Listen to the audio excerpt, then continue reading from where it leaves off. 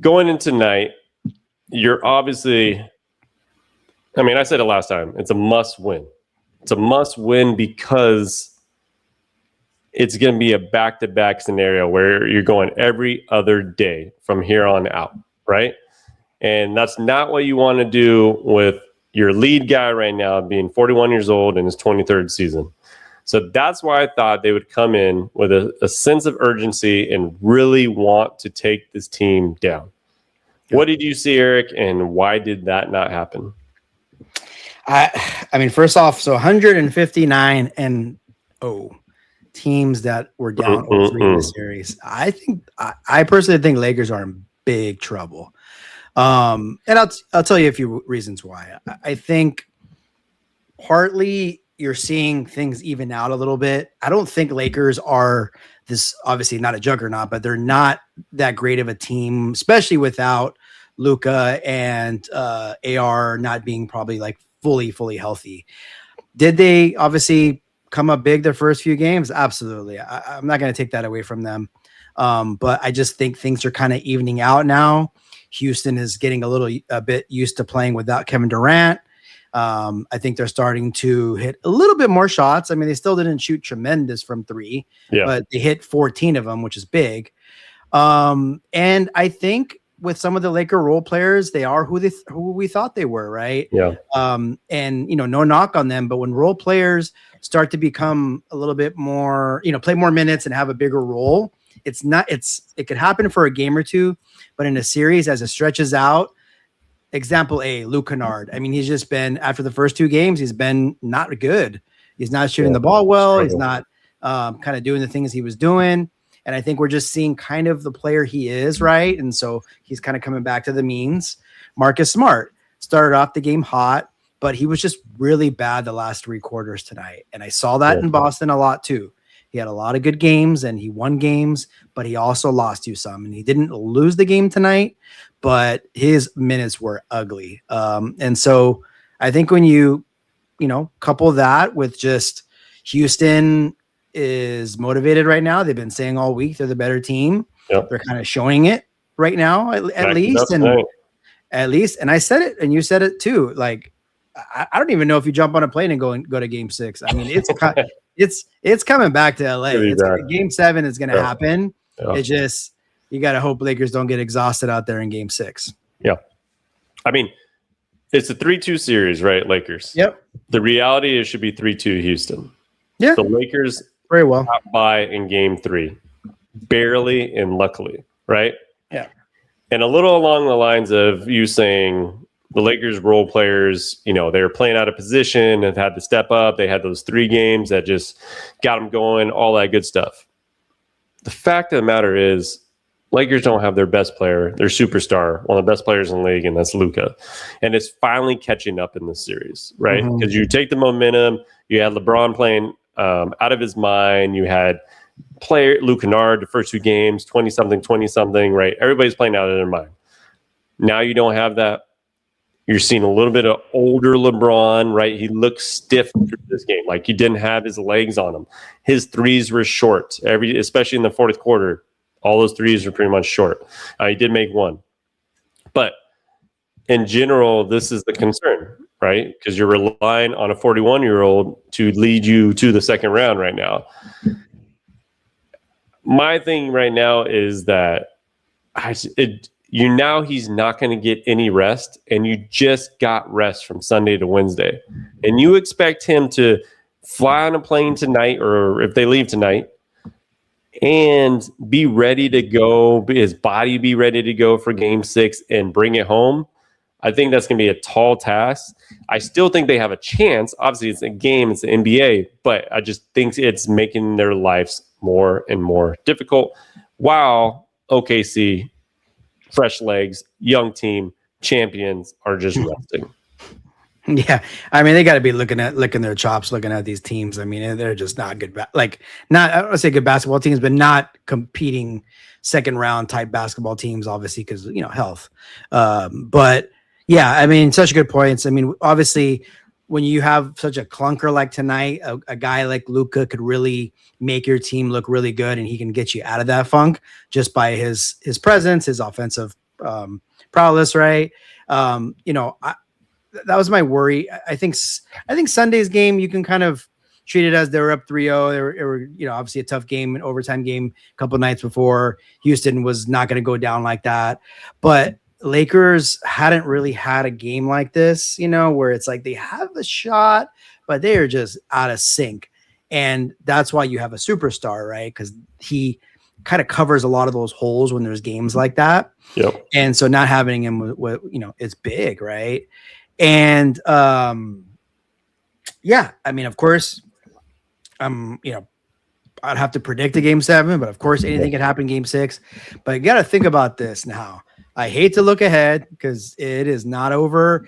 And boy, LeBron James, don't be part of the team that loses a playoff series up 3-0. Don't do it. But if they advance from here on now, they're pretty much going to be playing every other day. Yeah. And you're going to be playing OKC. Obviously, they're going to be very fortunate to even get to a series with OKC. Yeah. But if they do, that was my biggest thing. Like, I do think they're in big trouble, and I think Houston has probably really. I'm not going to be super shocked if they win the series now, but for me, winning Game 5 was not just about this series; it was about the next. Oh, for sure, 100%. Yeah. I know you can't always look forward to the next series because you got to win the game in front of you, right? But win the fucking game in front of you, yeah. And then you can go to the second round, and like now you go back to Houston, and it's not going to be fun. Right? Like it's going to be a grinded out game. This is a team that grinds it out. Houston's defense is going to muck it up every single time. What I was disappointed from the Lakers tonight is how many wide open threes did Houston get? Or where a guy is at least 3-4 feet away trying to close off and the guy is open, right? They're doubling people, guys open. You saw that tremendously over and over tonight. You know, Austin in the first half played really well, but then there's times where, you know, he couldn't stay with his man, whether it's conditioning, right? That's number one. He's been off for a month. Whether it was just not being up to speed in general, the game speed, because now it's playoff intensity. Those are all factors. And to me, you know, let's get into a little bit of the Austin Reaves coming back. And I know we talked about this, whether, you know, he's going to come off the bench, and I thought he would, and he did. What surprised me was just the lack of a minute restriction. I'm not saying that he should just play 16 minutes, 18 minutes, 20 minutes, or whatever it may be. I felt that he would be going in a little bit more of bouts of like 6 minutes, right? 6 minutes here, another 6 minutes, that's 12 in the first half, another 6 minutes second half, and then kind of play in that 6 to 8 minutes depending on the fourth quarter, right? Equaling somewhere between 24 and 28 minutes. 2 reasons. Conditioning, and you can see it in his shot. He was 4 for 16, right? Yeah. He got to the basket, which he does really well at. But you got to remember, the way Austin plays is very, very physical and tiring. And he's not in game shape, right? So, yes, he got to the line. He was 12 of 13 from the line. But he was 4 of 16. What does that show you? His legs were not there. So, in order to save him from himself, is you need to play him in bouts. He doesn't even if you say he's 100%, you still have to test him in the game. You can't just throw him out in a playoff series and say, hey, let's go play 35, 36 minutes. I thought that was a mistake. What are your thoughts? Yeah, I mean, we knew it was going to be tough, like just throwing a player in the middle of the series, especially one like somebody that's going to have the ball quite a bit. And so, I don't know, it's tough. There's no perfect way. You don't want to just sit him if he's obviously healthy, right? Even though things are going pretty well. Yeah. But it's hey, you got a decision to make as a coach. And you know, if it works out great, it looks like you made, you know, had an amazing game plan. And if it doesn't, like it did tonight, it's kind of like, hey, what were you doing, right? Like he was out there playing big minutes, played a lot of the fourth. Obviously, was exhausted. 4 for 16. I mean, I'll chalk it up to just him coming back from injuries, and so I'm not going to get on him like I really want to get on Austin Reaves right now. I'll wait for the offseason for that. But it just, some things are left to be desired, and it's not like I mean, he's trying out there, man. He's giving it his all, like that. I don't think that you could ever take away from him.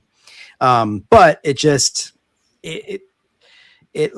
kind of similar to Joel Embiid coming back. It was a game 4 for Philly. I mean, 2 total different players, but it kind of threw things off a little bit, right? And that's why the hand that the Lakers were dealt, it's tough because you want your guys to come back and you need them to do what you want to do, but when they come back, it's going to be a little choppy, right? Dicey, and it was a closeout game, and maybe it would have been better just to play him game 4. Obviously, if he was not feeling great, I'm not going to have him out there, but kind of hindsight's 2020. But looking back, I think game 4 would have been the game. Have him maybe have this kind of clunker type game then, and maybe he would have been a little sharper tonight. Yeah. And hey, maybe he'll be like that in game 6, a little sharper. Never know. Yeah. I mean, I'm sure it'll be okay. And the other thing is we're going to have to find out how he feels tomorrow. That's the biggest test after playing, especially coming back from injury. Right. Are his obliques sore? Right. Yeah. Well, the area where it was partially torn, is that sore? And if it is, you'll see that he's maybe listed as more of a questionable going into Friday, because that's what you want to see. How does his body respond? And he took a lot of shots tonight. Yeah. Austin is a player that on defense is going to take a lot of hits, right? He's going to try to get the charge.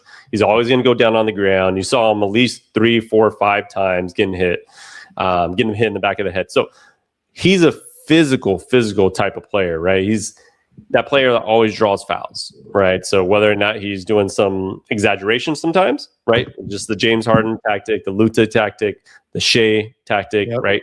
They know how to draw fouls. Now, that's what concerns me kind of going into now you have, it's every other day, right? So how does his body respond tomorrow? And then how is it feeling on Friday? That'll kind of determine his status on Friday, because I'm not going to say it's going to be guaranteed yet, because you got to see how he feels. Yeah, I would imagine a questionable tag. And then if somehow he doesn't, play or whatever, which is obviously totally speculating, we don't know yet, that would be pretty telling, right? And so hopefully he feels all right. And hopefully he got this kind of this one game in, right? And hopefully it's better, because it needs to be for the Lakers to even probably have a shot of ending it over there. I mean, that crowd's going to be rocking. I wouldn't be surprised if it's similar to like a game 4 status. With kind of the Lakers setting their, thoughts on a Sunday game 7. And I got a feeling that's going to be an early game too. So you're going to go to Houston. It's a late game. And then like a Sunday 12:30 or something like that. 12:30, right? I would not be shocked, right? And so it's just all bad. I mean, when you got guys like Marcus Smart and LeBron and an injured AR, I mean, this needed to end tonight. Didn't end tonight. It is what it is. I think Lakers have a little bit of a gimmicky type defense, right? They're kind of just using all the resources they have, where they allow 3-point shots. And a team that hits them is just going to destroy them.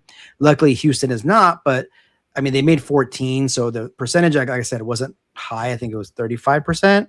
But when you're hitting 14 threes and they've only scored 99 points, and they had some back-breaking threes too in the corner, it's tough. And so Lakers are just kind of, you can't take away everything. And they've kind of decided to give them that. And obviously Houston just hit just enough tonight, basically.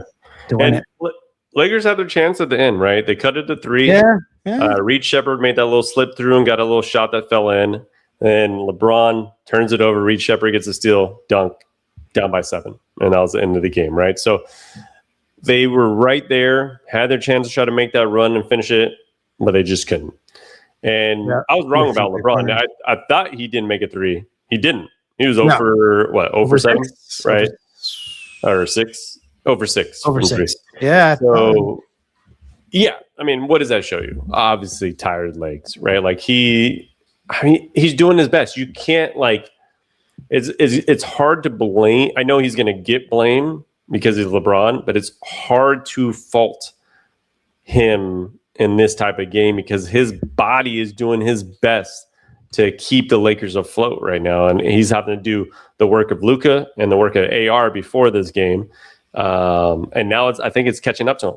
And you can tell in this game, in the series, that it's starting to catch up to LeBron. And that was always the concern. Yeah. We talked about this from the whole season. How will LeBron be when it's in the playoffs? And we saw what happened last year where he kind of struggled and he didn't look himself and his body was aching. Then he obviously tore his MCL in the last game, but it didn't matter because they lost. But these are the type of things that concern me moving forward, right? Like, even if we get past this round, we get past the Rockets in game 6. Obviously, this has never been done. So we assume the Lakers will win. But what does the OKC series look like if we don't have Luka? And we won't have Luka at least until the end of the series. If they're lucky enough to get him back. Yeah, it's like, I know we always say it, LeBron, you can't blame him, and you can't, but it's like, I mean, how many years are we going to do this, right? And again, it's not like his fault, because I think this year it was set up for him not to need to be that guy. And obviously it fell in his lap that he had to be that guy. And here we are in a tough series, a grinded out series, like we're talking about him being tired and stuff. And that's happened the last 4 or 5 seasons when we get down to the end, right? Whether if it's in the first round against Denver, whether if it's in the Western Finals against Denver, whether if it's last year against Minnesota. And so I think that's why ultimately, again, I'm not going to talk off season yet. That's why there's questions on if we should do this again. And I'm not saying that we should or shouldn't. He does a lot of things that we're not going to be able to kind of make up, right? But it just has to be a thought. And so on that note, he's doing what he can. They're going to need a collective effort, one last collective effort in one of these last 2 games from everyone. And that's the only way they're going to have a shot to win one of these 2 games, to be honest with you. Yeah. Great point. I just looked at Luke Kennard's stats. He had 1 point, Eric. I mean, look at the last 3 games. Yeah, I know we were the last 2 games. His shot's been off, and only took 4 shots too. So that's another thing. I think it's accumulation of he's not used to this amount of minutes and this type of playoff intensity, and as that series goes on, is that much harder, right? This is what separates people that are stars in this league from just role players. Yeah. And you see it all the time in every team, right? You see it, like, you can go the whole regular season. Look at Detroit, 60 wins in the season, right? Then in the playoffs, they're down 3-1 to Orlando, right? Because some of those players just haven't really been there, right? And they don't have that number 2, that number 3 guy really that can get it done. And so it's going to be interesting to see what if you had to put your money on it. Lakers winning game 6, or are they losing game 6? No, I don't. Lakers is going to go to game 7. I'll give my prediction when that comes, but it would have to be, history would need to be made by a long shot. But Houston's going to be a big favorite Friday night. I guarantee probably 7, 8, 9 points, and I think we know what's coming. And so obviously, hopefully, I'm wrong. But I truly, not just a gimmick. I really feel Houston is just they got their groove, and they're gonna. Lakers started the series with winning 3 in a row. Houston will win 3 in a row, and then it'll just come down to one big game on Sunday. Yeah, and we know that Kevin Durant's been ruled out for game 6. More than likely, they said he's probably not going to play. Great for Houston, but hey, he might be back for game 7, depending on how it goes. I guess if this scenario happens that they lose game 6, like you're saying, and say the Lakers win game 7, which is on Sunday, I guess that gives a little extra time for Luka to get back. So if there's any silver lining, this will push, if they were to win game 7, it'd push the game 1 of round 2 probably Tuesday. I don't think they would go until Wednesday, but likely it'd be like Tuesday. Yeah. So that gives him a little more time, a little bit more incentive to maybe be able to come back in game, say 4, 5 or something like that in that series. But let's hope, one of our comments here is a reverse sweep. That would be disgusting, and that would be history. So let's hope the Lakers are not on that side of history right now. Yeah, I mean, it would take something like this. It's going to be a team. Look, we saw before I get to that, we saw Miami was up 3-0 against Boston. It did go to game 7, and that was the first time that it actually went to a game 7 where the team that was down 0-3 had home court and they lost. Got it. I remember I remember what year it was, 04 or 05.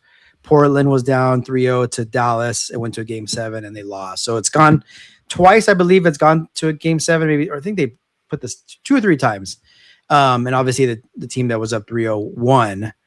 And so not the conversation I wanted to start having. You could just tell by just our talks, like we're feeling it. Like it's brewing. And what I was getting at is it kind of takes a situation like this. Obviously Denver was not down 3-0, but they're down 3-1. Sure. And all of a sudden you're playing like a shell of what Minnesota is. For the Lakers, they're just not near whole. And not that Houston is either, but it just takes this kind of series where it maybe you're playing a team that's kind of not all there, right? Yeah. From a roster standpoint. But still, there's no excuses. If you're up 3-0, you better win the series. You usually better win it in 5. 4 is sometimes tough. But yeah, they didn't do that. Yeah. So pressure is on. Houston has no pressure right now. Big time pressure. So game 6 will be Friday. That means we got more time to talk about it and have to deal with the problems of game 5.